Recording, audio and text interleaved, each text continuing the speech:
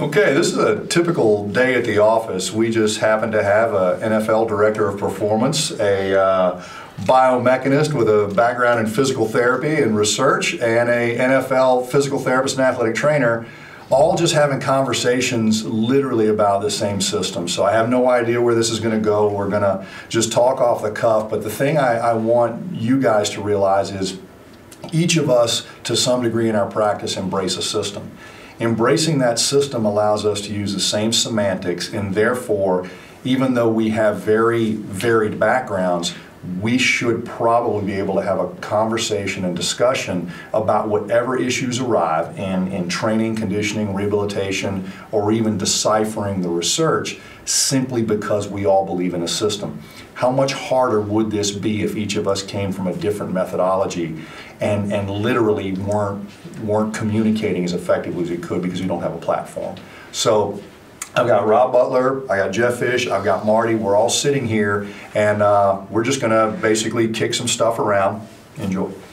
Let's talk about some of the components of the overall system, from screening, assessments, corrections, and how all of that comes together that would incorporate all of us as a team working together.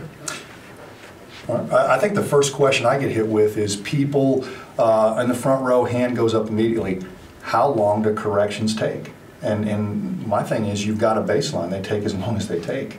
If they're not going quickly, it might be you. But number one, follow the algorithm, pick the right corrective.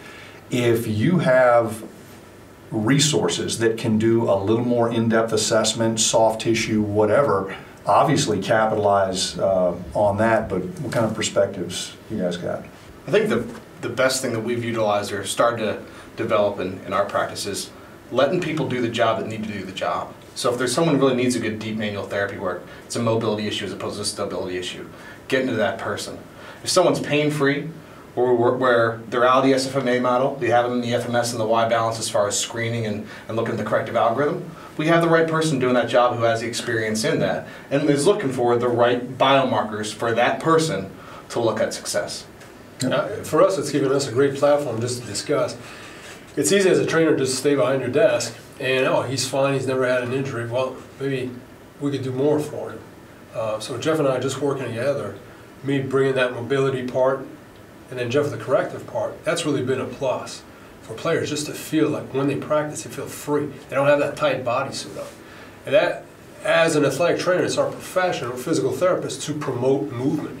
So if you're just waiting, if in that mode that I'll just wait till somebody sprains an ankle, I think this is completely opposite. You're trying to promote movement and try to be preventive on the other side of it. And that's given us a great platform just to discuss every day each guy. Yeah, I think Marty hits on a good point there, in that typically the two areas, strength conditioning and athletic training, have been two different worlds. Yeah. You know, blue island, red island, and athletic training being very reactive.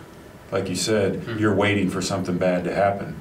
Strength coach, when something bad happens, now that particular player or client is away from you because they're not fully healthy, they've got to go somewhere else. And I think what we've tried to do with this is to promote a team atmosphere to where Marty becomes a little bit more proactive, because if he can be more skilled and understand the assessments and take a proactive approach to reduce injury risk, then that's part of his job as a risk management professional, as is mine as a strength conditioning specialist by trade.